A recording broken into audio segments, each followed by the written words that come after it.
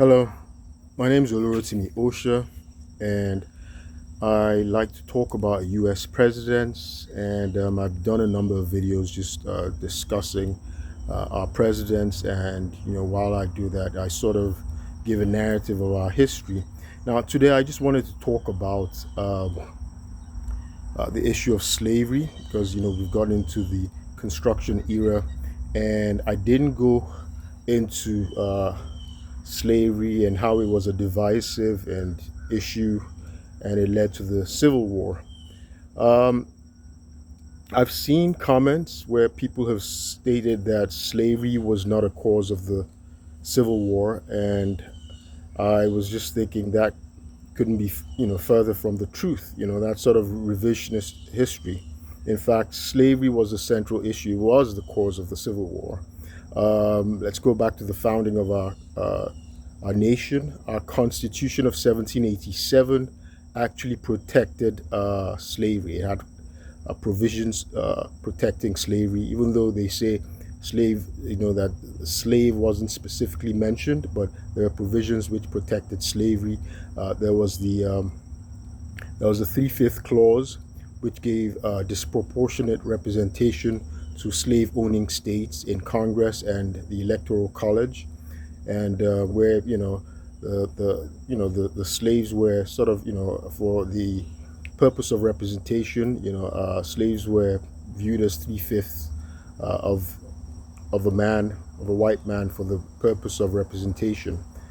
There was also the provision which restricted Congress from being able to interfere with the international slave trade.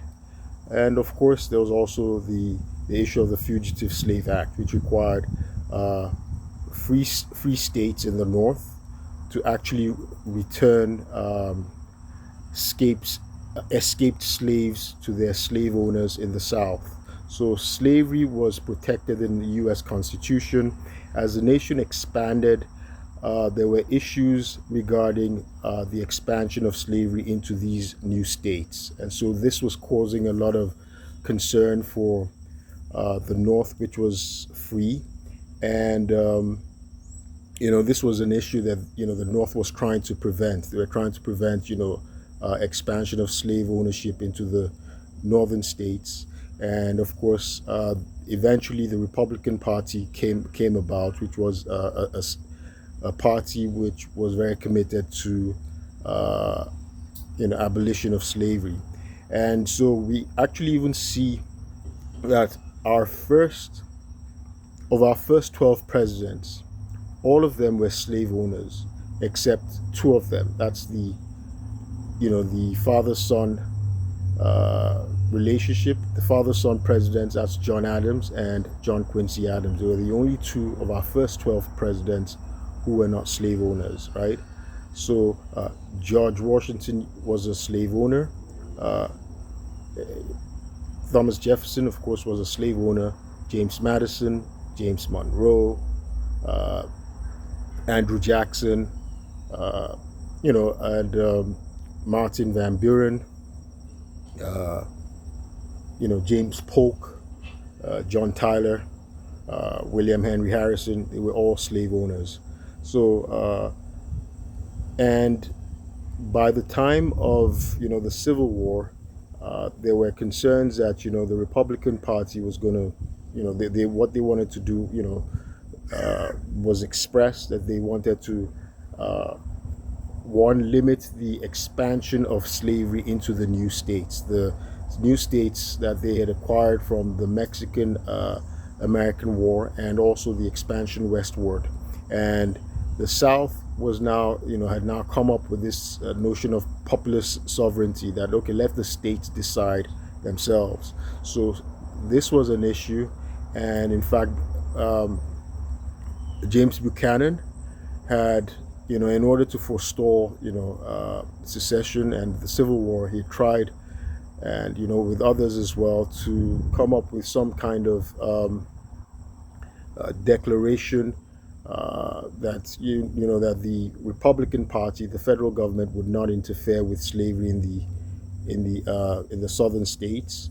He tried to get Abraham Lincoln, after he'd won the elections, to give a referendum on slavery. Now, James Buchanan, who claimed, he was a hypocrite. He claimed that he abhorred slavery. He was from Pennsylvania. He wasn't a slave owner, but he said he believed that the states were the ones who had the rights, to decide if they would be slave owning or not. So I'd like to keep this video short, and I'm actually outside right now. It's about to rain, so that's why I'm actually cutting the video short. So I will continue regarding how slavery was a contentious issue, and of course that was what led to the Civil War of 1861 to 1865. My name is Olurotimi Osha. I've been doing videos regarding my wrongful detention, pivoting on subornation of perjury and fraud on the courts in Montgomery County, Maryland. And in fact, I will like to give a comment as well that in fact neo-slavery still exists in America, and it's not just through the mass incarceration of black men, but they're in other ways as well. Slavery was not just about money and making profits, but it was also about exploitation of people of African descent for the amusement and entertainment of their white slave masters, and white community in general. So does that still exist today? Do we still have exploitation of black people for the pleasure and entertainment of mainstream America? Yes, it still exists. So this is a discussion for another day. Again, my name is Olurotimi Osha, and I'll keep you posted.